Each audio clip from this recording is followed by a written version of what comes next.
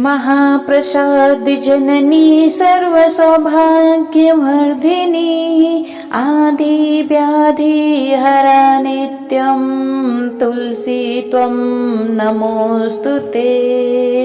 जय श्री कृष्णा। हमारे प्यारे बंधुओं, आपका अपने happy life by Krishna channel में स्वागत है। अगर आपको ये जानकारी थोड़ी सी भी अच्छी लगे तो लाइक शेयर जरूर करिएगा। और हाँ, अगर आप मेरे चैनल पर नए हैं तो सब्सक्राइब करना बिल्कुल भी ना भूलिएगा। आइए आज हम जानते हैं कि कार्तिक महीने में तुलसी माँ की पूजा किस तरीके से किया जाए। क्या तुलसी माँ को सिंदूर अर्पित करना चाहिए? क्या तुलसी माँ के पहले सूर्य देव को जल दिया जाना चाहिए कि तुलसी माता को जन्म दिया जाना चाहिए? इसके पीछे के आपको मैं 5 नियम बताती हूँ। वीडियो में लास्ट तक बने रहिएगा। अगर मेरी ये वीडियो आपको अच्छी लगे तो कमेंट करके जरूर बताइएगा। कार्तिक मास में तुलसी की पूजा का विशेष महत्व है। मान्यता है कि कार्तिक मास में तुलसी की पूजा करने से विशेष लाभ प्राप्त होता है। वैसे तो हर दिन तुलसी में जल देना शुभ माना गया है, लेकिन कार्तिक मास में तुलसी की पूजा का खास महत्व है।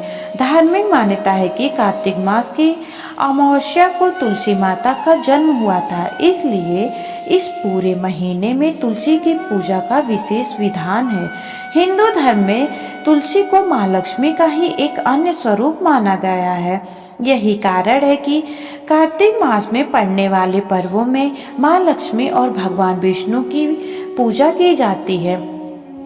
आइए जानते हैं कि कार्तिक मास में तुलसी पूजा के जरूरी नियम क्या हैं। आपको बता दें कि हिंदू पंचांग के अनुसार कार्तिक मास 17 अक्टूबर 2024 से शुरू हो गया है और इसका समापन 15 नवंबर को होगा। हिंदू धर्म की परंपरा के अनुसार कार्तिक मास में माता तुलसी की विशेष पूजा अर्चना की जाती है।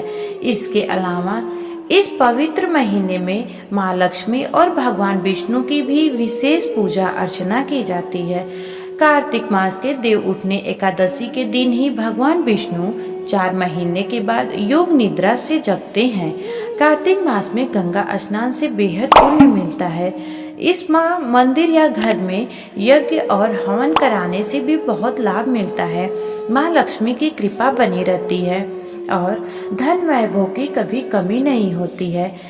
आइए अब आपको मैं कार्तिक मास से जुड़ी नियम बताती हूँ। धार्मिक मान्यताओं के अनुसार कार्तिक मास में रोजाना सूर्यास्त के बाद तुलसी के नीचे दिया जलाने का खास महत्व है। माना जाता है कि कार्तिक मास में नियमित रूप से ऐसा करने पर माँ लक्ष्मी की विशेष कृपा प्राप्त होती है। इसके साथ ही घर में सुख और शांति का माहौल बना रहता है।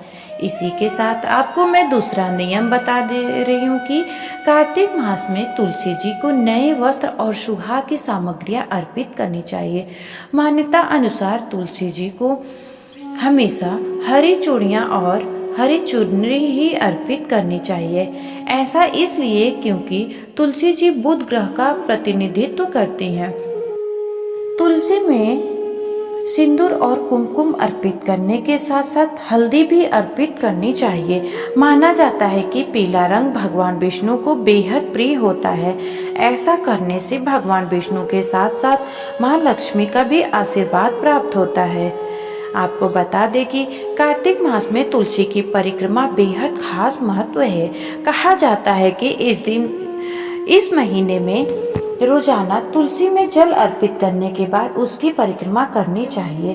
कार्तिक मास में रोजाना कम से कम 3 बार तुलसी की परिक्रमा करनी चाहिए। ऐसा करने से माँ लक्ष्मी प्रसन्न होती हैं और हमें आशीर्वाद प्राप्त होती है। कार्तिक मास में रोजाना जल में काले तिल मिलाकर अर्पित करें। पहले सूर्य देव को जल अर्पित करें, उसके बाद माता तुलसी में जल डालें। इससे आपके जीवन के सारे पापों और कष्टों को माता तुलसी दूर कर देती हैं और हमको आशीर्वाद देती हैं, घर में सुख समृद्धि लाती हैं और धन वैभव की कभी कमी नहीं होती है। जय श्री कृष्णा। प्यारे बंधुओं, आपको अगर ये जानकारी अच्छी लगे तो शेयर जरूर करिएगा और कमेंट करके बताइएगा कि आपको ये जानकारी सुनकर कैसा लगा और सब्सक्राइब करना बिल्कुल भी ना भूलिएगा। जय श्री कृष्णा।